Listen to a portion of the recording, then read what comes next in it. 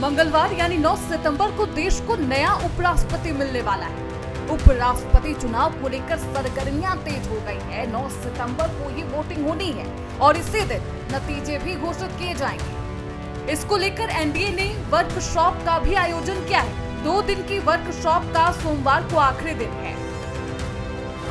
सांसदों को ballot paper पर सही निशान लगाने की ट्रेनिंग दी जा रही है। चुनाव अधिकारी की ओर से दिए गए पेन का इस्तेमाल करने की ट्रेनिंग, बैलेट पेपर को सही तरीके से किस तरीके से बॉक्स के अंदर डाला जाए इसकी जानकारी दी जा रही है। गुप्त मतदान में पार्टी विहिप लागू नहीं होता। एनडीए का फोकस क्रॉस वोटिंग रोकने और अवैध वोटों को कम करने पर है।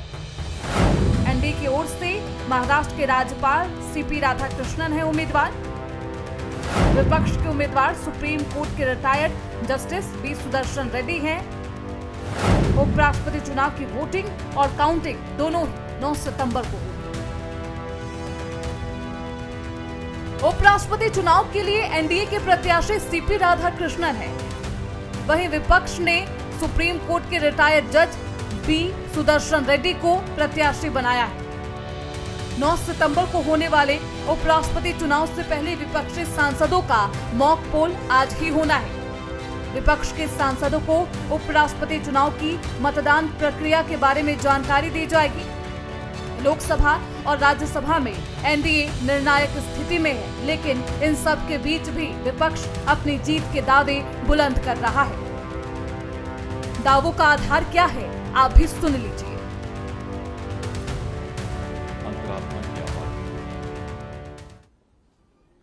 जस्टिस सुदर्शन जीतेंगे, इसलिए कि ये कोई राजनीतिक दल के उम्मीदवार नहीं है। वो किसी चुनाव चिन्ह पे नहीं लड़ रहे हैं। जो उपराष्ट्रपति बनेगा वही सभापति बनेगा।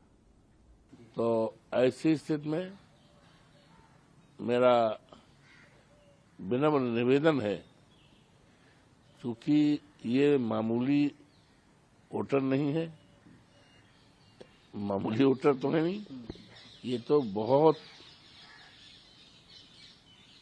महत्वपूर्ण लोगों के वोट हैं और महत्वपूर्ण पद के लिए है। तो मेरा निवेदन है कि राजनीति से और पार्टी से ऊपर उठकर उपराष्ट्रपति चुनाव की सरगर्मियों के बीच केंद्रीय मंत्री जयंत चौधरी ने यूपी के शामली में दावा ठोका है।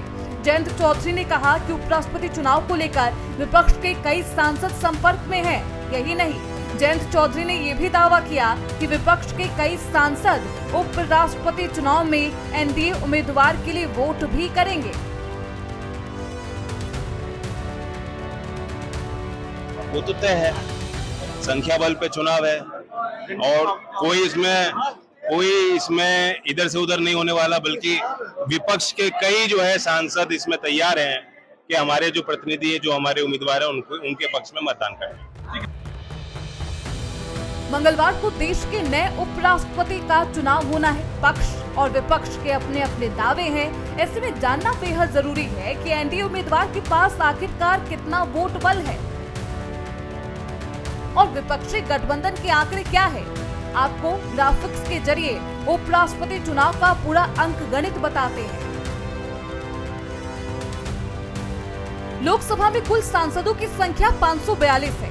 1 सीट खाली है। एनडीए के 293 सांसद हैं, वहीं राज्यसभा में 245 सांसद हैं। 5 सीट खाली है।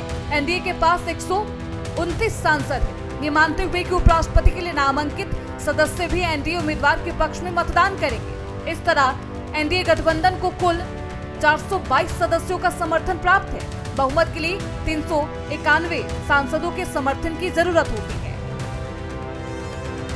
अगस्त 2022 में जब उपराष्ट्रपति पद के लिए चुनाव हुआ था, तब एनडीए उम्मीदवार जगदीप धनखड़ को 528 वोट मिले थे।